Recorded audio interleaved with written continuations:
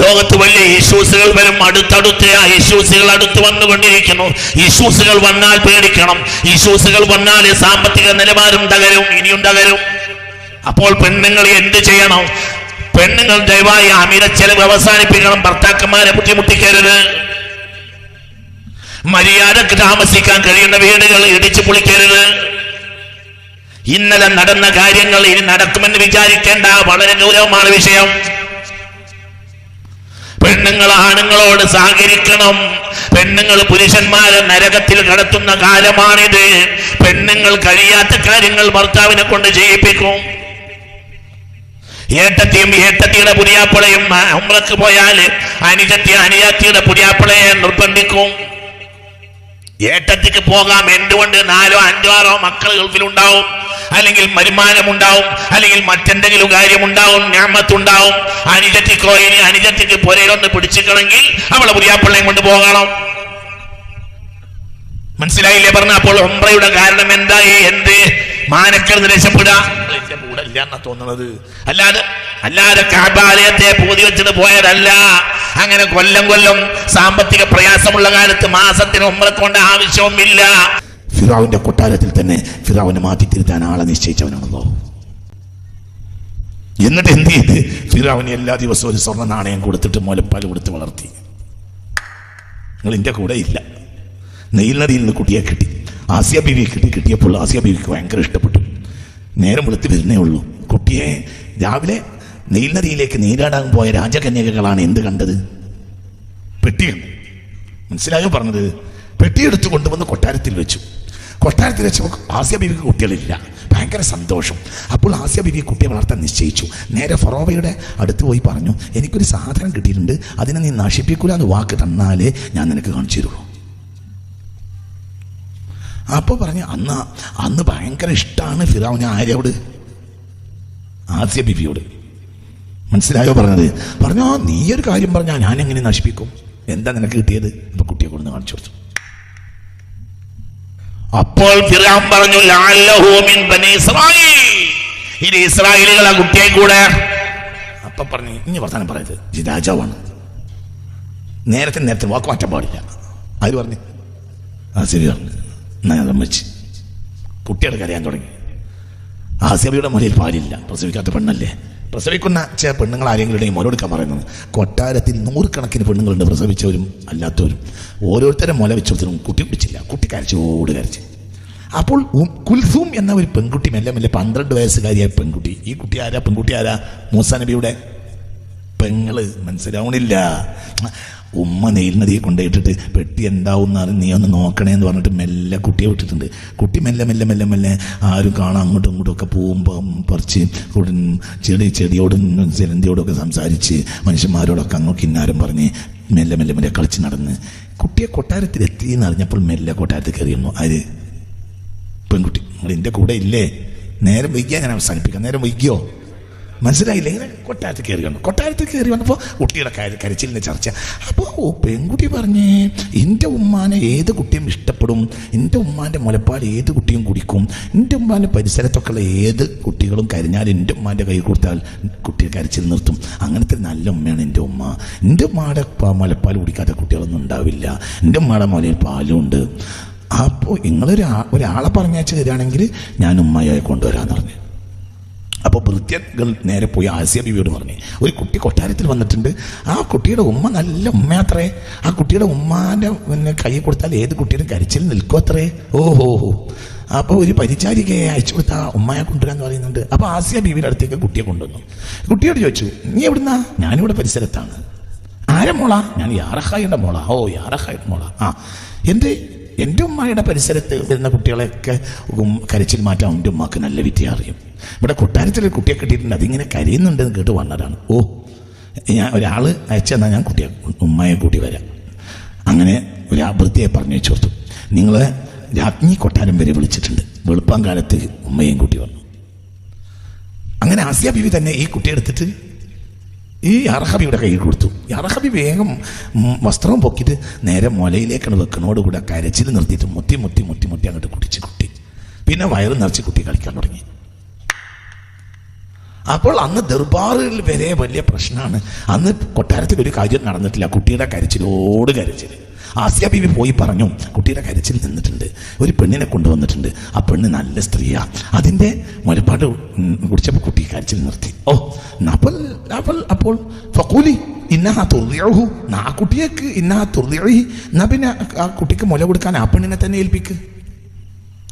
അങ്ങനെ ആസിയ ബീവി വന്ന് പറഞ്ഞു, രാജാവ് കൽപ്പിക്കുന്നുണ്ട് നീ തന്നെ മുല കൊടുക്കണം. അപ്പോൾ പറഞ്ഞ കൈഫ മലിക്കത്തി രാജ്ഞി, എങ്ങനെ ഞാൻ മുല കൊടുക്കും? അന ഫക്കീറ, ഞാൻ തന്നെ ഫക്കീറാണ്, എനിക്ക് മുല കുടിക്കുന്ന കുട്ടി വേറെയുണ്ട്. ഒറ്റ വയസ്സ് വ്യത്യാസമാണ്. ആര്? ഹാറൂനുമായി. ഒരു മല മൂസയും കുടിക്കും, ഒരു മല ഹാറൂനും കുടിക്കും. നിങ്ങൾ എൻ്റെ കൂടെ ഇല്ല. പറഞ്ഞൊക്കെ സത്യ.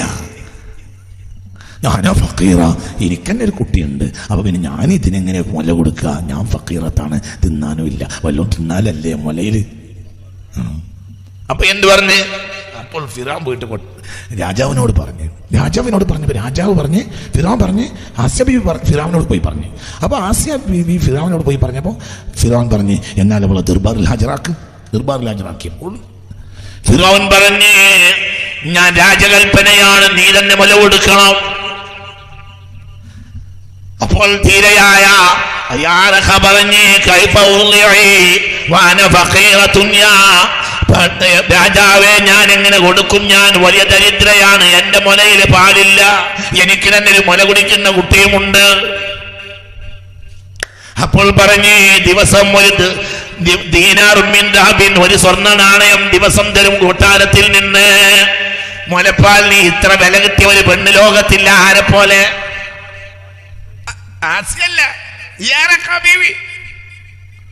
പുണ്യ റസൂലാണ് പറഞ്ഞത്, സ്വന്തം കുട്ടിക്ക് മുല കൊടുത്തിട്ട് കൂലി വാങ്ങിയ വലിയ ബിരുദ പെണ്ണാണ്, വലിയ ബളവത്തിയാണ്. ആര്? പടച്ചോന്റെ അടുക്കൽ കൂലി വേറെയുമുണ്ട്. വലിയ ഭാഗ്യമുള്ള പെണ്ണാണ്. ആര്? യാറഹ. ഒരു ദിവസത്തിന് എത്ര കൂലി? ഒരു സ്വർണ്ണനാണ്. ആർക്കാ മുലപ്പാൽ കൊടുക്കണത്? പറ. സ്വന്തം കുട്ടിക്ക്. ഫിറൗന്റെ ഖജനാവിൽ നിന്ന് ഒരു സ്വർണ്ണനാണ്, സ്വർണ്ണക്കോയിൻ ദിവസം വാങ്ങിയിട്ട് സ്വന്തം കുട്ടിക്ക് മുല കൊടുത്ത് യാറഹ. ഈ ഒരു സ്വർണ്ണക്കോയിൻ ദിവസം ചെലവാക്കിയ ഫിറൗന് എന്തിന്? ആർക്ക് വേണ്ടി? وإذ فرقنا بكم البحر فأنجيناكم وأغرقنا آل فرعون وأنتم تنظرون. എല്ലാവരും നോക്കി നിൽക്കവേ 6 ലക്ഷം പട്ടാള മധ്യത്തിൽ അവൻ ചത്തതോർമ്മയില്ലേ? അൽ ബഖറ 50-ാമത്തെ വചനം.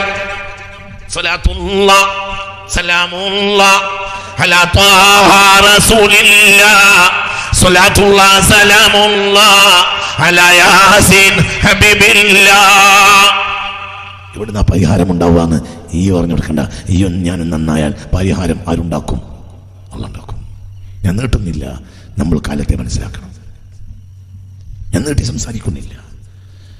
നമുക്ക് നമ്മുടെ കാലഘട്ടത്തിൽ തിരിയണം. നമ്മുടെ കാലഘട്ടം അപകടകരമായ കാലഘട്ടമാണ്. വലിയ യുദ്ധം നടക്കും അറബ് ലോകത്ത്. യാതൊരു സംശയം വേണ്ട, ഒരു സംശയം വേണ്ട. അത് 2050 നടന്നിരിക്കും, സംശയിക്കുന്നുണ്ട്. ഇറാൻ്റെ ഒരു പട്ടാള കമാൻഡർ ഇന്ന് കൊല ചെയ്യപ്പെട്ടിട്ടുണ്ട്. അതുകൊണ്ടാണ് ഞാൻ ഈ വാർത്ത പ്രത്യേകിച്ച് പറയാനുള്ള കാരണം. ഇതുമല്ല അവസാനിക്കുമെന്ന് വിചാരിക്കേണ്ട. തീർച്ചയായും യുദ്ധം നടക്കും. ഈ ലോകം ഇതുവരെ കണ്ടതിൽ ഏറ്റവും ഭയാനകമായ യുദ്ധം ആ യുദ്ധമായിരിക്കും. അല്ലാഹു തആല കാത്തുരക്ഷിക്കട്ടെ. യാതൊരു സംശയം വേണ്ട. ചിന്തിക്ക്. ഇതാര് പറഞ്ഞതായത് കബടി നടത്തിയതല്ല, അല്ലെങ്കിൽ ഏതെങ്കിലും ഒരു ചാര സംഘടനയിൽ നിന്ന് ചോർത്തിയതല്ല. ഇത് ഹദീസ് വായിച്ചതാണ് പുണ്യ മുഹമ്മദ് മുസ്തഫ. ആരങ്ങനെ വരും? ചിന്തിക്ക്. ഇത് നമ്മുടെ കറാമത്തുമല്ല. ഇനി അത് കറാമത്താണെന്ന് വിചാരിക്കണ്ട. ഹിലാരി ക്ലിന്റണും ഡൊണാൾഡ് ട്രംപും മത്സരിച്ചപ്പോൾ കോഴിക്കോട്ടെ പത്രങ്ങൾ അന്ന് പോലും പറഞ്ഞു ഹിലാരിയാണ് അമേരിക്ക പ്രസിഡന്റ് ആവുക. നമ്മൾ ഒരു കൊല്ലങ്ങളനുമതിയായി പറഞ്ഞുകൊണ്ടിരിക്കുകയായിരുന്നു ട്രംപ് പ്രസിഡന്റ് ആവുമോ. അങ്ങനെ തന്നെയായിട്ട് ഈ കഴിഞ്ഞതിന് പാർലമെന്റ് തെരഞ്ഞെടുപ്പിൽ എല്ലാവരും കോഴിക്കോട്ട് നിന്ന് വോട്ട് എണ്ണുന്ന ദിവസം കോഴിക്കോട്ട് നിന്നിറങ്ങിയ പത്രങ്ങൾ എഴുതി മണിക്കൂറിനുള്ളിൽ രാഹുൽ അധികാരത്തിലേക്ക്. ഞാൻ 3 മാസം തെരഞ്ഞെടുപ്പ് കാലം കേരളം മൊത്തം പ്രസംഗിച്ചിട്ടുണ്ട്. രാഹുൽ ഇന്ത്യൻ പ്രധാനമന്ത്രിയാവുന്ന പ്രശ്നമേ ഇല്ല. അത് BJP പ്രധാനമന്ത്രിയാവുമോ? അത് കരിനാക്കല്ല, മുത്തുനബി പറഞ്ഞതാണ്. മുഹമ്മദ് മുസ്തഫ, ഉറക്കെ പറ മുഹമ്മദ് മുസ്തഫ. അത് കരിനാക്കല്ല. ഇയാളെ കരിനാക്ക് കൊണ്ട് കുടുങ്ങിയാലൊന്നും വിചാരിക്കണ്ട. ഇത് കരിനാക്കല്ല, ഇത് മുത്ത് മുഹമ്മദ് മുസ്തഫ. ഇത് തമാശയല്ല. നിങ്ങൾ ഇതിനപ്പുറം പറയാൻ ഉണ്ട്, പക്ഷെ ഞങ്ങൾ വെറുതെ വിഷമത്തിലാക്കണില്ല. അള്ളാഹു നമ്മളെ കാക്കട്ടെ. ഇതിനപ്പുറം എനിക്കറിയാം ഇതിന്റെ കറാമത്തൊന്നും ഇതിന്റെ കറാമത്താണ്. പുസ്തകം നോക്കി ഇങ്ങനെ പറയാം, കിതാബ് നോക്കി ഇങ്ങനെ പറയാം. പിന്നെ ആ ഡേറ്റുകളൊന്നും ഇങ്ങനെ ഒപ്പിച്ച് കാലം, അറ്റ്മോസ്ഫിയർ, ചരിത്രം, കാലം ബന്ധപ്പെടുത്തി കൃത്യമായി നോക്കിയ കൃത്യമായി മനസ്സിലാവും. മുഹമ്മദ് മുസ്തഫ അങ്ങനെ വരൂ, അതങ്ങനെ വരൂ, അതങ്ങനെ വരൂ. അതുകൊണ്ട് എന്ത് ചെയ്യണം? കാലത്തെ തിരിച്ചറിയണം. ചെറുപ്പക്കാർ കണിവിനോദങ്ങളിൽ നിന്ന് മാറി നിൽക്കണം. നാസിലത്തിന്റെ ഖുനൂത്തിന്റെ സമയമാണിത്. പക്ഷേ ഞാൻ എൻ്റെ ഉസ്താദിനോട് ചോദിച്ചു, ഉസ്താദിന് ഇത്ര വലിയ പ്രതിസന്ധി ഉണ്ടാവുമ്പോൾ നാസിലത്തിന്റെ ഖുനൂത്തോടണ്ടേ? ഉസ്താദ് പറഞ്ഞേ, മോനെ ഓതണം, പക്ഷേ ഓതിയാൽ നിർത്തണ്ടടോ. നിർത്താൻ കഴിയില്ലെങ്കിൽ പിന്നെ തുടങ്ങരുത്. മനസ്സിലായില്ല? നിങ്ങൾക്ക് പറഞ്ഞത് മനസ്സിലായില്ല. ഇനി നാസിലത്തിന്റെ ഖുനൂത്ത് തുടങ്ങിയാൽ പിന്നെ നിർത്താൻ കഴിയില്ല. പിന്നെ അതൊരു ആരാധനയായി മാറും. നാസിലത്തിന്റെ ഖുനൂത്ത് ഒരു പ്രശ്നത്തിന് ചെല്ലിയാൽ ആ പ്രശ്നം തീരുമാനം അവസാനിക്കണം. അതിനേക്കാൾ വലിയ പ്രശ്നം ഉണ്ടായാലോ? നിങ്ങൾ എൻ്റെ കൂടെ വരണം. മനസ്സിലായി പറഞ്ഞത്? ഞാൻ ഇങ്ങനത്തെ ഒരു സമയത്ത് എൻ്റെ ഉസ്താദിനോട് പോയി ചോദിച്ചു, ഉസ്താദെ ഇപ്പോൾ നാസിലത്തിന്റെ ഖുനൂത്ത് ഓതിക്കൂടെ? അപ്പോൾ പറഞ്ഞു, എടാ ഓതാവുന്ന സമയം തന്നെയാണ്, പക്ഷേ പിന്നെ നമുക്ക് നിർത്താൻ ആവൂല. പിന്നെ ഖിയാമത്ത് നാൾ വരെ അതൊരു പുതിയ അമലാവും. അപ്പൊ പിൽക്കാലക്കാരും എന്ത് വിചാരിച്ചു പോവും? എല്ലാ നിസ്കാരത്തിലും ഖുനൂത്ത് ഉണ്ട് എന്ന് വിചാരിച്ചു പോവും. ഇത് തുടങ്ങിയ പിന്നെ ഒരു 2 ആഴ്ച കൊണ്ട് നിർത്താൻ. 2 ആഴ്ച അല്ല, 2 കൊല്ലം കൊണ്ട് 20 കൊണ്ട് നിർത്താൻ കഴിയില്ല. ഒരു പ്രശ്നം അതിനേക്കാൾ വലിയ പ്രശ്നത്തിൽ അവസാനിക്കുക. അള്ളാഹു കാക്കട്ടെ. ചിന്തിക്കണം, ചിന്തിച്ചോ. അതുകൊണ്ട് ദൂർത്തടിക്കൽ അവസാനിപ്പിക്കണം. ഗൾഫ് അസ്തമിക്കുമെന്ന് 2000 മുതൽ ഞാൻ കേരളത്തിൽ പ്രസംഗിച്ചിട്ടുണ്ട്. അത് കറാമത്തല്ല, കിതാബൊക്കെ പറഞ്ഞാണ്. ഇത് നീളുകയില്ല, യാതൊരു സംശയവും വേണ്ട. ലോകത്ത് വലിയ സാമ്പത്തിക തകർച്ച വന്നുകൊണ്ടിരിക്കുകയാണ്. അനാവശ്യമായ കല്യാണ കോപ്രായങ്ങൾ അവസാനിപ്പിക്കണം. ഇനി സാമ്പത്തിക രംഗം കുത്തനെ ഒന്ന് നേരെയാകണമെങ്കിൽ കാലമെടുക്കും. 2030 മുമ്പ് സാമ്പത്തിക സ്ഥിതി പഴയ ഒരു മര്യാദക്ക് നേരെ നിൽക്കുമെന്ന് നിങ്ങൾ വിചാരിക്കുകയേ വേണ്ട. സാധ്യതയില്ല. അല്ലാഹു നമ്മളെ കാക്കട്ടെ. ഉറക്കെ പറ, അല്ലാഹു നമ്മളെ കാക്കട്ടെ. അപ്പൊ എന്ത് ചെയ്യണം? അനാവശ്യമായ ഷോപ്പിങ്ങുകൾ. ഒരു കല്യാണം കഴിഞ്ഞാൽ ഒരു കുടുംബ വീട്ടിലോ ഒരു ബന്ധു വീട്ടിലോ ഒരു കല്യാണം ഉണ്ടായാൽ അന്നൊരു വസ്ത്രം എടുക്കും.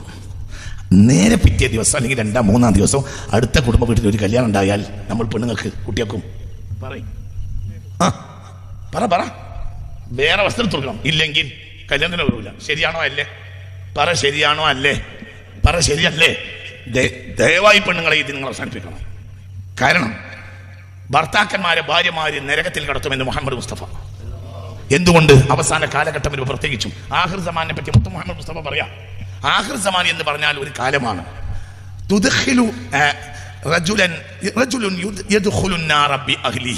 ഒരാൾ തന്റെ ഭാര്യയുടെ കാരണം കൊണ്ട്, മക്കളുടെ കാരണം കൊണ്ട് നരകത്ത് കിടക്കും. നിങ്ങൾ ഇതിന്റെ കൂടെ വരണം കേട്ടാ. മനസ്സിലാവുന്നു? മുസ്തഫ നബി പറയാണ്, ഖിയാമത്ത് നാൾ അടുത്ത് കഴിഞ്ഞാൽ ഒരു പുരുഷൻ നരകത്തിൽ കിടക്കൽ ആരെ കാര്യം കൊണ്ടായിരിക്കും? ഭാര്യയുടെയും മക്കളുടെയും കാര്യം കൊണ്ട്. അപ്പൊ സ്വഹാബികൾ ചോദിച്ചു, അതെങ്ങനെ നബിയെ? ഫഖാല, അപ്പൊ റസൂൽ പറഞ്ഞു, സൽമാൻ ഫാരിസിയാണ് റിപ്പോർട്ടർ, റസൂൽ അങ്ങനെ പറയാ. മനസ്സിലാവണില്ലേ? എന്റെ കൂടെ വരി. നമ്മൾ കാണുന്ന വിഷയം ഈ പറയുന്നത്. ഖിയാമത്ത് നാൾ അടുത്ത് കഴിഞ്ഞാൽ റജുലുൻ യദ്ഖുലുൻ നാറ, ഒരു മനുഷ്യൻ നരകത്തിൽ കടക്കും, ബി അഹ്ലിഹി, ഭാര്യ മക്കളുടെ കാരണം കൊണ്ട്. അപ്പോൾ സ്വഹാബികൾ ചോദിച്ചു, ബിമാ യാ റസൂലല്ലാഹ്, അതെങ്ങനെ നരകത്തിൽ കിടക്കുക? ഒരാള് ഭാര്യയും മക്കളും ഒരാളെ നരകത്തിൽ കിടത്തൽ എങ്ങനെ നബിയെ? അവർ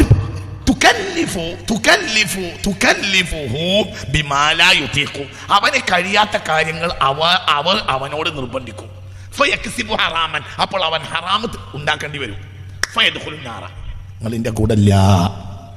ഹബീബായ നബി പറയാണ്, തുകല്ലിഫുഹു, ഈ ഭാര്യ മക്കളും ഇവനോട് നിർബന്ധിക്കും, ബിമാ ലാ യുതീഖു, അവന് സ്വമേധയാ കഴിയാത്ത കാര്യങ്ങൾ. നിങ്ങൾക്ക് പറഞ്ഞത് മനസ്സിലായില്ല? അവന്റെ നിലവിലുള്ള സാമ്പത്തിക സ്ഥിതി അനുസരിച്ച് അങ്ങനെ ചെയ്യാൻ അവന്, ഒന്ന് പറ മനുഷ്യന്മാരെ, നിലവിലുള്ള സാമ്പത്തിക സ്ഥിതി അനുസരിച്ച് ആഴ്ചയിൽ ഓരോ വസ്ത്രം വാങ്ങിക്കൊടുക്കാൻ അവന് കഴിയൂല. മനസ്സിലായ പറഞ്ഞത്? പക്ഷെ തുകല്ലിഫു, അവനോട് തക്ലീഫ് നിർബന്ധിക്കും. അപ്പോൾ അവനത് ചെയ്തു കൊടുക്കേണ്ടി വരും, അല്ലെങ്കിൽ പോലെ സുഖം ഉണ്ടാവില്ല. അപ്പൊ അത് ചെയ്തു കൊടുക്കാൻ വേണ്ടി അവൻ എന്ത് ചെയ്യേണ്ടി വരും? ഹറാമ് ചെയ്യേണ്ടി വരും.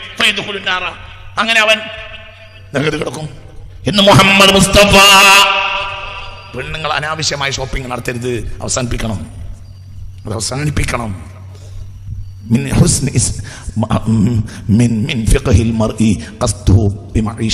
ഒരു മനുഷ്യൻ അവന്റെ ജീവിതത്തിന്റെ വരുമാനം അനുസരിച്ച് ചെലവഴിച്ച് പഠിക്കലാണ് അവന്റെ ഏറ്റവും വലിയ വിദ്യാഭ്യാസം എന്ന് മുഹമ്മദ് മുസ്തഫ. ഏറ്റവും വലിയ പാഠം എന്താണ്? അവന്റെ വരുമാനത്തിനനുസരിച്ച് ചെലവഴിച്ച് പഠിക്കുക.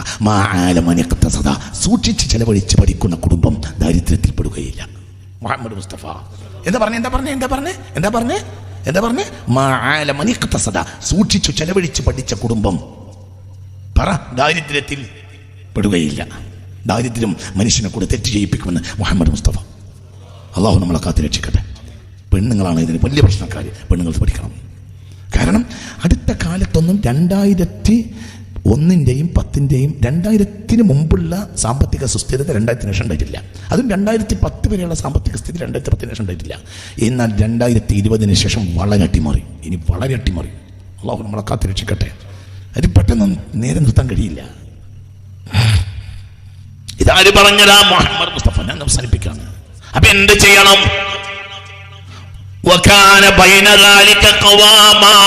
ഒരു ജനതയുടെ നിലനിൽപ്പ് സാമ്പത്തിക സുസ്ഥിരതയാണ്. والذين إذا أنفقوا لم يسرفوا ولم يقتروا وكان بين ذلك قواما. ചെലവഴിക്കുമ്പോൾ അമിതവ്യയം ചെയ്യുകയുമില്ല, വല്ലാതെ പിശുക്ക് കാണിക്കുകയുമില്ല. വകാന ബൈന ദാലിക ഖവാമാ. മധ്യമായ നിലപാടും സാമ്പത്തിക സുസ്ഥിരതയുമാണ് ഒരു ജനതയുടെ നിലനിൽപ്പ്. സൂറത്തുൽ ഫുർഖാൻ. ഒരു ജനതയ്ക്ക് നിലനിൽക്കണമെങ്കിൽ എന്ത് വേണം? സാമ്പത്തിക സുസ്ഥിരത വേണം. ദേടാ നാട്, ഇത് ആഖിറമല്ല. ദേടാ ദുനിയാവാണ്. മനസ്സിലാകാൻ പറഞ്ഞ ദുനിയാവിൽ എന്ത് വേണം? പണം വേണം. വകാന ബൈന ദാലിക ഖവാമാ. വരുമാനം അനുസരിച്ച് ചെലവഴിച്ചു കൊടുക്കണം. ആഖിറ സമാനിൽ വരുമാനം കുറയും. എവിടെയും കച്ചവടം ഉണ്ടാവും, എവിടെയും പൂട്ടി പോകും. മുഹമ്മദ് മുസ്തഫ. കോഴിക്കോട്ടെ വലിയ ഹോട്ടൽ മാനേജർ, ഹോട്ടൽ ഉടമസ്ഥൻ ഈ അടുത്ത കാലത്ത് എന്നോട് പറഞ്ഞു, നമ്മൾ കോഴിക്കോട്ട് പരിസരത്തും ഒരു മാസത്തിൽ 30 ഹോട്ടൽ ഉണ്ടാവും ചെയ്യും, 60 ഹോട്ടൽ പൂട്ടും ചെയ്യും. മനസ്സിലായില്ല? ഗൾഫിൽ നിന്ന് വന്ന വേഗം എന്താ ചെയ്യുക? ഒരു ഓർഡർ നടക്കും. വലിയ ഡെക്കറേഷനൊക്കെ കാണിച്ച് ആ ഡെക്കറേഷൻ എന്ന് പറഞ്ഞാൽ കഴിഞ്ഞ് അതിന് 10 ദിവസം കിട്ടൂല. പഴയ കാലത്തെ ഡെക്കറേഷൻ മരം കത്തിക്കുകയും ചെയ്യാം. ഒന്നും പറ്റില്ല. മനസ്സിലാവുണ്ട് പറഞ്ഞത്? മുത്തുനബി പറഞ്ഞു കച്ചവടം അധികരിക്കും, പക്ഷേ വരുമാനം കുറയും. മുഹമ്മദ് മുസ്തഫ. എവിടെയും കച്ചവടത്തിൽ പെണ്ണുങ്ങൾ ഉണ്ടാവും. അങ്ങാടികൾ ഉണ്ടാവും. കോഴിക്കോട് കഴിഞ്ഞ് പിന്നെ ഒരു 29 കിലോമീറ്റർ വന്നാൽ പീടികയൊന്നും കാണാതെ ഒരു 10-15 കൊല്ലം മുമ്പ് വരെ അങ്ങനെയായിരുന്നു. കോഴിക്കോട് കഴിഞ്ഞാൽ പിന്നെ എവിടെയെങ്കിലും ഒരു ഒറ്റപ്പെട്ട പീടിക ഉണ്ടാവും. പിന്നെ കൊയിലാണ്ടി വരണം, മര്യാദയ്ക്കൊരു ചായ വെള്ള പീടിക കിട്ടാൻ. ഇപ്പോ കോഴിക്കോടിന്റെയും കൊയിലാണ്ടിയുടെയും ഇടയിൽ അങ്ങാടി തീർന്നിട്ടില്ല. ഒരു കോരപ്പുഴ ഇടയിൽ ഉള്ളത് കൊണ്ട്, പാലത്തിന് പേരില്ലാത്തത് കൊണ്ട് അവിടെ ഒരു ഷോപ്പിംഗ് കോംപ്ലക്സ് തുടങ്ങാൻ കഴിയൂല. എവിടെയാണ് കോഴിക്കോട് തീർന്നത് അറിയൂല, എവിടെയാണ് കൊയിലാണ്ടി തുടങ്ങിയ അറിയൂല. മനസ്സിലാണ്ട് പറഞ്ഞത്? എവിടെയാണ് കൊയിലാണ്ടി തീർന്നത് അറിയൂല, എവിടെയാണ് നന്ദി തുടങ്ങിയത് അറിയൂല, എവിടെയാണ് നന്ദി തീർന്നതെന്ന് അറിയൂല, എവിടെയാണ് പയ്യോളി തുടങ്ങിയതെന്ന് അറിയൂല, എവിടെയാണ് വടകര തീരുന്നത് എന്ന് അറിയൂല, എവിടെയാണ് കൈനാട്ടി തുടങ്ങിയെന്ന് അറിയൂല. അറിയോ? എവിടെയാണ് നാദാപുരം തീർന്നതെന്ന് അറിയൂല, എവിടെയാണ് കല്ലാച്ചി തുടങ്ങിയെന്ന് അറിയൂല, എവിടെയാണ് കല്ലാച്ചി തീർന്നതെന്ന് അറിയൂല, എവിടെയാണ് കക്കട്ടി തുടങ്ങിയെന്ന് അറിയൂല. അറിയോ? ഇല്ല. അടുത്തു പോയാൽ അങ്ങാടികൾ മൊത്തം ഒന്നാകുമെന്ന് മുഹമ്മദ് മുസ്തഫ. ലോകം മുഴുവൻ ഒരു ബജാറായി മാറുമെന്ന് മുഹമ്മദ് മുസ്തഫ. ഒരു നഗരം, മൊത്തൊരു നഗരം. എവിടെ അങ്ങാടി? അങ്ങനെ തന്നെയല്ലേ? അങ്ങനെയല്ലേ? 1400 കൊല്ലം മുമ്പ് പറഞ്ഞിട്ടുണ്ട് മുഹമ്മദ് മുസ്തഫ. പക്ഷെ ആർക്കും എന്തുണ്ടാവില്ല? ലാഭം ഉണ്ടാവില്ല. എങ്ങനെ ലാഭം ഉണ്ടാവുക? എല്ലാവരും കച്ചവടക്കാർ. അള്ളാഹു നമ്മളെ കാക്കട്ടെ. ഞാൻ അവസാനിപ്പിക്കുകയാണ്. അതുകൊണ്ട് എന്ത് ചെയ്യണം? വരുമാനം കുറയുന്ന കാലമാണിത്. ലോകത്ത് വലിയ ഇഷ്യൂസുകൾ വരും. അടുത്തടുത്ത് ആ ഇഷ്യൂസുകൾ അടുത്ത് വന്നുകൊണ്ടിരിക്കുന്നു. ഇഷ്യൂസുകൾ വന്നാൽ പേടിക്കണം. ഇഷ്യൂസുകൾ വന്നാൽ സാമ്പത്തിക നിലവാരം തകരും, ഇനിയും തകരും. അപ്പോൾ പെണ്ണുങ്ങൾ എന്ത് ചെയ്യണം? പെണ്ണുങ്ങൾ ദയവായി അമിത ചെലവ് അവസാനിപ്പിക്കണം. ഭർത്താക്കന്മാരെ ബുദ്ധിമുട്ടിക്കരുത്. മര്യാദക്ക് താമസിക്കാൻ കഴിയുന്ന വീടുകൾ ഇടിച്ചു പൊളിക്കരുത്. ഇന്നലെ നടന്ന കാര്യങ്ങൾ ഇനി നടക്കുമെന്ന് വിചാരിക്കേണ്ട. വളരെ ഗൗരവമാണ് വിഷയം. പെണ്ണുങ്ങൾ ആണുങ്ങളോട് സഹകരിക്കണം. പെണ്ണുങ്ങൾ പുരുഷന്മാരെ നരകത്തിൽ കടത്തുന്ന കാലമാണിത്. പെണ്ണുങ്ങൾ കഴിയാത്ത കാര്യങ്ങൾ ഭർത്താവിനെ കൊണ്ട് ചെയ്യിപ്പിക്കും. ഏട്ടത്തിയും ഏട്ടത്തിയുടെ പുതിയാപ്പിളയും ഉംറക്ക് പോയാൽ അനുജത്തിയുടെ പുതിയാപ്പിളയെ നിർബന്ധിക്കും. ഏട്ടത്തിക്ക് പോകാം. എന്തുകൊണ്ട്? 4 5 6 മക്കൾ ഗൾഫിലുണ്ടാവും, അല്ലെങ്കിൽ വരുമാനമുണ്ടാവും, അല്ലെങ്കിൽ മറ്റെന്തെങ്കിലും കാര്യമുണ്ടാവും, ഞാമത്തുണ്ടാവും. അനുജത്തിക്കോ ഇനി അനുജത്തിക്ക് പുരയിലൊന്ന് പിടിച്ചിക്കണമെങ്കിൽ അവളെ പുതിയാപ്പിള്ളയും കൊണ്ട് പോകണം. മനസ്സിലായില്ലേ പറഞ്ഞ? അപ്പോൾ ഉംറയുടെ കാരണം എന്തായി? എന്ത് മാനക്കൽ രക്ഷപ്പെടുക എന്നാ തോന്നുന്നത്. അല്ലാതെ കഅബാലയത്തെ പൂതി വെച്ചിട്ട് പോയതല്ല. അങ്ങനെ കൊല്ലം സാമ്പത്തിക പ്രയാസമുള്ള കാലത്ത് മാസത്തിന് ഉംറക്കൊണ്ട ആവശ്യവുമില്ല. പുണ്യ നബി സല്ലല്ലാഹു അലൈഹി വസല്ലം ജീവിതത്തിൽ ഒരു ഹജ്ജല്ലാതെ ചെയ്തിട്ടില്ല. ചെയ്തൂടെ? ചെയ്യാ. നല്ല സാഹചര്യമാണെങ്കിൽ. സാമ്പത്തിക രംഗം കുത്തനെ മറിയുന്ന ഒരു കാലത്ത് കൊല്ലം ഹജ്ജ് നടക്കുന്നതിൽ എന്ത് ഖൈറ്? ചിന്തിക്കണം. നിയമത്തുള്ളവർ പോയിക്കോട്ടെ, പക്ഷേ കോലം കെട്ടുന്ന പണികളൊക്കെ ശ്രദ്ധിക്കണം. അല്ലാഹു നമ്മളെ കാക്കട്ടെ. നിയമത്തുള്ളവർ പോയിക്കോളെ, പക്ഷേ ശ്രദ്ധിക്കണം. സൂക്ഷിച്ചു ചെലവഴിച്ചവൻ ഒരിക്കലും ദരിദ്രനാവുകയില്ലെന്ന് മുഹമ്മദ് മുസ്തഫ. മരിക്കാൻ കിടക്കുമ്പോൾ സ്വന്തം മുതല് സ്വതക്ക കൊടുക്കാൻ വേണ്ടി പുണ്യനബിയെ ഒരു സഹാബി ഏൽപ്പിച്ചപ്പോൾ ഹബീബ് എന്താ പറഞ്ഞത്? വാങ്ങൂല, ഞാൻ വാങ്ങൂല. എന്നാൽ എന്റെ പകുതി മുതൽ വാങ്ങി നബിയെ. വാങ്ങൂല, ഞാൻ വാങ്ങൂല. എന്നാൽ എന്റെ കാലുഭാഗം മുതൽ. അപ്പോൾ ഹബീബായ നബി പറഞ്ഞു, ശീർത്ത നിനക്ക് അങ്ങനെ വല്ലാതെ തോന്നുന്നുണ്ടെങ്കിൽ അല്പഭാഗം ഞാൻ സ്വീകരിക്കാം. ഒരിക്കലും ഞാനത് സ്വീകരിക്കുകയില്ല.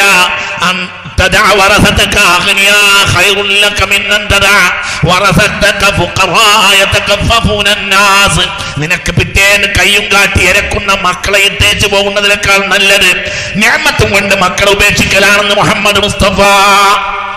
മനസ്സിലായില്ല? എന്തെങ്കിലും 10 ഉറുപ്പിക നിനക്ക് മക്കളെ ഈ ഭൂമിയിൽ ഉപേക്ഷിച്ച് നീ മരിച്ചു പോകലാണ് ഖൈറുൻ ലക, നിനക്ക് നല്ലത്. മിൻ അൻതദ വറസതക, നിന്റെ അനന്തരഗാമികളെ നീ ഉപേക്ഷിക്കുന്നതിനേക്കാൾ ഫഖീറന്മാരായിട്ട് യതകഫഫൂന നാസ, പിറ്റേന്ന് ഈ മരിച്ചിന് പിറ്റേന്ന് അവർ പ്രോസ്റ്റ് വാങ്ങാൻ വേണ്ടി കൈനീട്ടി നടക്കും. അല്ലാഹു നമ്മളെ കാക്കട്ടെ. എന്നൊക്കെ പറഞ്ഞത് മനസ്സിലായോ? മനസ്സിലായില്ലേ? കുട്ടികളെ സൂക്ഷിച്ചൊക്കെ പഠിപ്പിച്ച് സൂക്ഷിച്ച് ജീവിപ്പിച്ച് നിന്റെ വരുമാനവും കാര്യമൊക്കെ നീ ശ്രദ്ധിച്ച് ഒക്കെ ഒത്തെങ്കിൽ മാത്രം എല്ലാം നടത്തി അങ്ങനെ പോകലാണ് നിനക്ക് നല്ലതെന്ന് മുഹമ്മദ് മുസ്തഫ. മനസ്സിലായില്ലേ പറഞ്ഞത്? എങ്ങനെയാണ് ജീവിക്കേണ്ടത്? അല്ലാഹു തആല തൗഫീഖ് തരട്ടെ. ഇതൊക്കെ ശ്രദ്ധിക്കണം. നീയുള്ള കാലം ശ്രദ്ധിക്കണം. ഞാൻ അവസാനിപ്പിക്കുകയാണ്. പിന്നെ എന്ത് ചെയ്യണം? ഞാൻ അവസാനിപ്പിക്കുക. രാത്രി കാലങ്ങളിൽ അള്ളാഹിന്റെ വാതിൽ തുറക്കും. ആ വാതിൽ എല്ലാവരും പെറ്റീഷൻ കൊടുക്കണം. ഇവിടെയാണ് സുപ്രീം കോടതി പെറ്റീഷൻ കൊടുക്കൽ നമ്മുടെ നേതാക്കന്മാർ കൊടുത്തു. അള്ളാഹു അത് വിജയിപ്പിച്ചേരട്ടെ. മനസ്സ് തുറന്നാ നീ പറയും അള്ളാഹു വിജയിപ്പിച്ചേരട്ടെ. ഇനി നമ്മൾ ഓരോരുത്തരും പെറ്റീഷൻ കൊടുക്കണം. എവിടെ? പറയാം, വലിയ കോടതിയിൽ. ആ കോടതിയിൽ നിന്ന് ഉത്തരവിട്ടാൽ ഈ കോടതി അനുകൂലമാവും. അള്ളാഹു തൗഫീഖ് തരട്ടെ. ഉറക്കെ പറ, അള്ളാഹു തൗഫീഖ് തരട്ടെ. അതിന് ഒരു വക്കീലിൻ്റെ ആവശ്യമില്ല. നമ്മൾ ഇങ്ങനെ കയ്യൊന്നിച്ചാൽ മതി. അവിടെ നിന്ന് സ്വീകരിക്കും. പാതിരാത്രി കഴിഞ്ഞ സുബഹിക്ക് മുമ്പ് കയ്യൊന്നിച്ച് പറച്ചവന് എൻ്റെ സമുദായം വിഷമത്തിലാണ്, പരിഹരിക്കണേ എന്ന് പറയാം. അള്ളാഹു നമ്മളെ പരിഹരിച്ച് തരട്ടെ. ഉറക്കെ പറ, അള്ളാഹു പരിഹരിച്ച് തരട്ടെ. മക്കൾ ഉപദേശിക്കുക, എല്ലാവരും ഉപദേശിക്കുക. അനാവശ്യമായ സോഷ്യൽ മീഡിയയിൽ കളിക്കുന്നത് വരെ അവസാനിപ്പിക്കുക. അതൊന്നും വേണ്ട. ഒക്കെ ഒഴിവാക്കുക.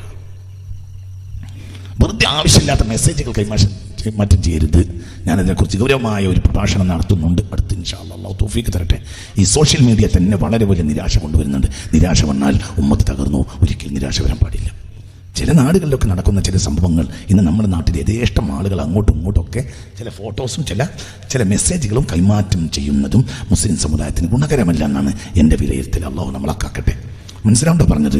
ആ നാടുകൾക്ക് വേണ്ടി നമ്മൾ ഖൈർ കൊണ്ട് ദുആ ചെയ്യണം. പക്ഷേ മെസ്സേജുകൾ പാസ് ചെയ്യുന്നതിൽ യാതൊരു ഖൈറും ഇല്ല. മനസ്സിലാവുണ്ടോ പറഞ്ഞത്? അതൊന്നും നമ്മളെ പണിയല്ല. ഇതൊന്നും നമ്മളെ പണിയല്ല. ഈ മെസ്സേജ് പാസ് ചെയ്യുന്നത് ഖിയാമത്ത് നാളാണ്. അള്ളാഹു നമ്മളെ കാക്കട്ടെ. മെസ്സേജ് കൊണ്ട് വലിയ ഖൈറുണ്ടെങ്കിൽ അത് മുസ്തഫ നബിക്കല്ലേ അള്ളാഹു തആല ഇറക്കി കൊടുക്കേണ്ടത്. മൊബൈൽ സ്വർഗത്തിൻ്റെ മാധ്യമമാണെങ്കിൽ അത് ഇറക്കി കിട്ടുന്നത് ആർക്കാണ്? പറയാതിരിക്കാൻ മുസ്തഫ നബിക്കല്ലേ അള്ളാഹു കൊടുക്കണ്ടേ സല്ലല്ലാഹു അലൈഹി വസല്ലം. അപ്പൊ എന്തേ ഈ അനാവശ്യമായ മെസ്സേജുകൾ പാസ് ചെയ്യുന്നൊക്കെ നിർത്തുക. അതിൻ്റെ അർത്ഥം മൊബൈൽ തീരെ ഉപയോഗിക്കേണ്ടതല്ല, ആവശ്യത്തിന് ഉപയോഗിക്കുക, ആവശ്യമായ കാര്യങ്ങളൊക്കെ നോക്കുക. പിന്നെ നമ്മൾ എന്ത് ചെയ്യാന്നറിയോ, നമ്മൾ ഖുർആൻ ഓതുക, നമ്മൾ ഫാത്തിഹനെ പേരിപ്പിക്കുക. പിന്നെ നമ്മൾ സ്വല്ലല്ലാഹു അലാ മുഹമ്മദ് അല്ലാഹു അലൈഹി വസല്ലം സ്വല്ലല്ലാഹു അലാ മുഹമ്മദ്. 200 കൊല്ലമായി മമ്പുറത്തൊരു സ്വലാത്ത് തുടങ്ങിയിട്ട് അതിനിടയിൽ എന്തൊക്കെ പ്രശ്നങ്ങൾ ഉണ്ടായി, പക്ഷേ സ്വലാത്ത് മുടങ്ങിയില്ല. എന്തുകൊണ്ട്? മുത്തുനബിയുടെ ബറക്കത്താണ്, അത് മുടങ്ങുകയില്ല. എന്തൊക്കെ നടന്നിവിടെ, പക്ഷേ മമ്പുറത്ത് സ്വലാത്ത് മുടങ്ങിയില്ല. 921 അടിമേൽ മറിയേണ്ടതാണ് മലബാറിലെ മുസ്ലിമീങ്ങൾ. പക്ഷേ മുസ്ലിമീങ്ങൾക്കൊരു അഭയകേന്ദ്രം ഉണ്ടായിരുന്നു, മമ്പുറത്തെ സ്വലാത്ത്. മമ്പുറത്തെ സ്വലാത്താണ് 921 തകർന്നു പോയ മുസ്ലിമീങ്ങളെ തിരിച്ചു കൊണ്ടുവന്നത്.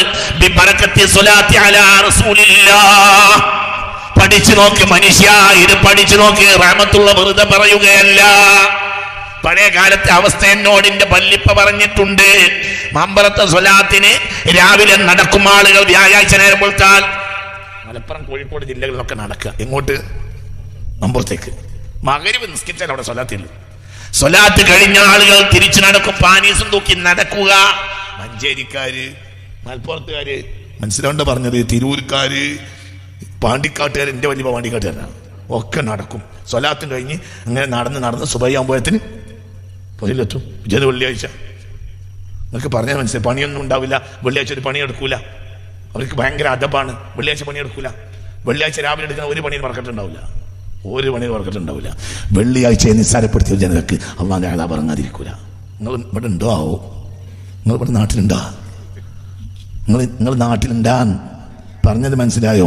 ദാരിദ്ര്യമുള്ള കാലത്തോളം നമ്മുടെ വല്യാപ്പന്മാര് വെള്ളിയാഴ്ച ജുമുഅ വരെ പണിയെടുക്കൂല. സത്യമല്ലേ? മര്യാദക്ക് തിന്നാനില്ലാത്ത കാലത്ത് പോലും 7 ദിവസം പണിയെടുത്താലും തിന്നാനില്ലാത്ത കാലത്ത് പോലും വെള്ളിയാഴ്ച നേരം കൊടുത്താൽ പണിയെടുക്കൂല. ഏതുവരെ? ജുമുഅ വരെ പണിയെടുക്കൂല. പീടിക തുറക്കൂല. മസാല പിടി തുറക്കാത്ത കാലം എനിക്ക് ഓർമ്മയുണ്ട്. ഉമ്മ വ്യാഴാഴ്ച മദ്രസ വിട്ട് വന്നാൽ പറയും, എടാ ശർക്കരപ്പൊടി ഇല്ലല്ലോ, ഈ ആ പീടിൻ്റെ ഇവൻ്റെ പീടിയിൽ പോയിട്ട് ഒരു സാധനം വാങ്ങിക്കോ, നാളെ വെള്ളിയാഴ്ചയാണ്, രാവിലെ തുറക്കൂല. എത്രയോ എൻ്റെ ഉമ്മയുടെ വാക്ക് ഇപ്പോഴും എൻ്റെ ഇവിടെ ഉണ്ട്. മഗ്‌രിബ് നിസ്കരിച്ചാലും മദ്രസ ഉണ്ടാവും, ദർസോ മദ്രസയൊക്കെ ഉണ്ടാവും. മനസ്സിലാവുണ്ട് പറഞ്ഞത്? അല്ലെങ്കിൽ അസറിന് ശേഷം സ്കൂൾ വിട്ടെന്ന വലിയ ഉമ്മ പറയും, എടാ ഒന്ന് സാധനം വാങ്ങിക്കൊണ്ടുപോവാ, നാളത്തെ നിൽക്കണ്ട, നാളെ നേരം കൊടുത്താൽ പീടി തുറക്കൂല, നാളെ ആ സാധനമില്ല, നാളെ ശർക്കരപ്പൊടിയില്ല. അതൊക്കെയാണല്ലേ അക്കാലത്ത്. ചെറിയ സാധനമല്ലേ വാങ്ങുള്ളൂ. എടാ സാധനം ഒന്നുമില്ല, ശർക്കരപ്പൊടി ഇല്ല, ചായപ്പൊടി ഇവിടെ തീരല്ല, എന്നാ പീടി പോയി നോക്ക്, നേരം വെളുത്താൽ പീടി തുറക്കൂല. എന്തുകൊണ്ട്? പറയണ്ട, വെള്ളിയാഴ്ചയാണ്. വെള്ളിയാഴ്ച വാങ്ങാൻ തുറക്കും. വെള്ളിയാഴ്ച നിസ്സാരവൽക്കരിക്കുന്ന ഒരു നാട്ടിലും ദാരിദ്ര്യമല്ലാതൊന്നും ഉണ്ടാവില്ല, ഒരിക്കലും ഹൈറുണ്ടാവില്ല. നമുക്കൊരു ഡിസിപ്ലിൻ ഇല്ലേ, നമുക്ക് നേതൃത്വല്ലേ? മുഹമ്മദ് മുസ്തഫ ലഖദ് കാന ലക്കും ഫീ റസൂലില്ലാഹി ഉസ്വത്തുൻ ഹസന ലിമൻ കാന യർജുല്ലാഹ വൽ യൗമൽ ആഖിർ. അല്ലാഹു തആല നമുക്ക് തൗഫീഖ് തരട്ടെ. ഞാൻ അവസാനിപ്പിക്കുകയാണ്. അപ്പോൾ എന്ത് ചെയ്യാം? ഇതൊക്കെ ശ്രദ്ധിച്ച് ജീവിക്കുക. പിന്നെ നട്ടുപതിർക്ക് അല്ലാഹുവോട് പറയാ, സ്വലാത്തില്ല, സ്വലാത്ത് ചൊല്ലുക. സ്വലാത്ത് ചെറിയതല്ല. ഒരു സ്വലാത്ത് ചൊല്ലിയാൽ 70 റഹ്മത്ത് ഇറങ്ങും. സ്വലാത്തിൽ തന്നെ അല്ലാഹു നമുക്ക് തൗഫീഖ് തരട്ടെ. നിങ്ങൾ പേടിക്കൊന്നും വേണ്ട, പ്രശ്നങ്ങളൊക്കെ പരിഹരിക്കും. അല്ലാഹു നമ്മളെ പ്രശ്നം പരിഹരിച്ച് തരട്ടെ. തുടക്കത്തിൽ നിങ്ങൾക്ക് പ്രയാസമാവുന്ന ഏത് കാര്യവും പിന്നീട് നിങ്ങൾക്ക് ഹൈറായി ഭവിക്കും. ഖുർആൻ എന്താ പറഞ്ഞേ? തുടക്കത്തിൽ നിങ്ങൾക്ക് പ്രയാസമായി തീരുന്ന പല കാര്യങ്ങളും പിന്നീട് നിങ്ങൾക്ക് ഹൈറായി തീരും. അല്ലാഹു തആല ഹൈറാക്കി തരട്ടെ. പക്ഷേ നമ്മൾ ലേശം ശ്രദ്ധിക്കണം. എന്നാൽ പ്രശ്നങ്ങളൊക്കെ തീരും, എല്ലാ പ്രശ്നവും തീരും. പക്ഷെ നമ്മളൊന്ന് ശ്രദ്ധിക്കണം. അതിനേക്കാൾ വലിയ പ്രശ്നം ഉണ്ടാവില്ലേ, പക്ഷെ അത് മറികടക്കും. പേടിക്കൊന്നും വേണ്ട. അൽ മുഅ്മിനായ മനുഷ്യൻ കൽ ഖാമത്തി മിന സറഇ, മരുഭൂമിയിലെ ഖാമ എന്ന ചെടിയെ പോലെയാണ് എന്ന് മുഹമ്മദ് മുസ്തഫ. വടക്ക് നിന്ന് കാറ്റടിച്ചാൽ അതിങ്ങനെ തെക്കോട്ട് ഇങ്ങനെ കുത്തി നിൽക്കും. വലാതങ്കസിറു, പൊട്ടൊന്നുമില്ല. അപ്പോൾ ഇത് റഹമത്തിരിയോ ഫത്തക്കുമോ, കാറ്റ് പോയാൽ ഇങ്ങനെ നിൽക്കും. നിങ്ങൾ എൻ്റെ കൂടെ ഇല്ല, മനസ്സിലായില്ലേ? മഥലുൽ മുഅ്മിനായ മനുഷ്യൻ കൽ ഖാമത്തി മിന സറഇ, മരുഭൂമിയിലുള്ള ഖാമ എന്ന ചെടിയെ പോലെയാണെന്ന് മുഹമ്മദ് മുസ്തഫ. വടക്കുന്ന് കാറ്റടിച്ചാൽ അത് തെക്കിലേക്ക് ഇങ്ങനെ നിൽക്കും. സാധു കാറ്റതിൻ്റെ മുകളിലൂടെ പൂന്നറിഞ്ഞ് കടന്നു പോകും. അപ്പൊ അതിനെ ഇലകളൊക്കെ ഇങ്ങനെ അങ്ങോട്ടും ഇങ്ങോട്ട് പറഞ്ഞു പോകും പോലെയാവും. പക്ഷെ വലാതങ്കസിറു, മുറിയൂല. അത് കഴിഞ്ഞ് കാറ്റ് പോവും. ഫതഖുമു, അപ്പോൾ കുറച്ച് നേരം ഇങ്ങനെ വെക്കും. അപ്പോൾ പടിഞ്ഞാറുന്ന് കാറ്റടിക്കും. അപ്പോൾ കിഴക്കോട്ട് അതിങ്ങനെ നിൽക്കും കുറേ നേരം. വെള്ളാത്തങ്കസിറും പറ പൊട്ടൂല, മുറിയൊന്നുമില്ല. കാറ്റ് പോയാൽ പിന്നെ ഇങ്ങനെ നിൽക്കും. അപ്പോൾ കിഴക്കുന്ന വീണ്ടും കാറ്റടിക്കും. അപ്പോൾ അത് പടിഞ്ഞാട്ട് ഇങ്ങനെ നിൽക്കും. വെള്ളാത്തങ്കസിറും പൊട്ടൂല. അപ്പോൾ തെക്കുന്ന വീണ്ടും വടക്കോട്ട് കാറ്റടിക്കും. അപ്പോൾ ഇങ്ങനെ നിൽക്കും. വെള്ളാത്തങ്കസിറും പറ പൊട്ടൂല. മുഅ്മിനായ മനുഷ്യൻ മരുഭൂമിയിലുള്ള ഖാമ എന്ന ചെടിയെ പോലെയാണ്. ജയിക്കും നമ്മൾ, തീർച്ചയായും ഈ പ്രതിസന്ധികളെ ജയിക്കും. ഇൻഷാ അല്ലാഹ്. അല്ലാഹു തൗഫീഖ് തരട്ടെ. വർക്കപ്പറ അല്ലാഹു തൗഫീഖ് തരട്ടെ.